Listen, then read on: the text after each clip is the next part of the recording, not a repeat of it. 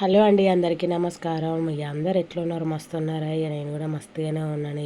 ఇక summer holidays అయిపోనిక కూడా వచ్చినాయి. ఈ మధ్యకాలంలో అయితే లాంగ్ వీడియోస్ పెట్టడం లేదు, షార్ట్ వీడియోసే పెడుతున్నాను. అయినా సబ్స్క్రైబర్స్ అయితే మంచిగా సపోర్ట్ చేస్తున్నారు. ఇంకా మేము ముందు ముందు ఇలాగే నన్ను సపోర్ట్ చేయాలని మనస్ఫూర్తిగా కోరుకుంటున్నాను. ఈ మధ్యకాలంలో అయితే మేమైతే మా చుట్టాల వాళ్ళ ఇంట్లో ఎల్లమ్మ మల్లన్న పండుగలు చేసుకుంటే వెళ్ళినామన్నమాట. ఇక అక్కడ ఎలా జరిగింది, ఇంకా మేము కూడా పూజలో పార్టిసిపేట్ చేసినాం అనమాట. అదే వీడియోలో చూపించబోతున్నాను. వీడియోని మొత్తం చూడండి.